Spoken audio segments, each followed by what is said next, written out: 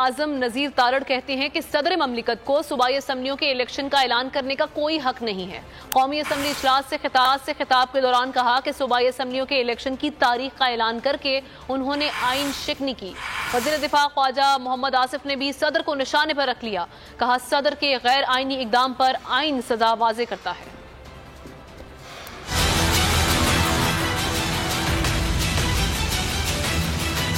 Article 48 clause 5 सदर को सिर्फ उस सूरत में इख्तियार देता है कि वो इलेक्शन की डेट दे जब वो कौमी असम्बली तहलील करेंगे।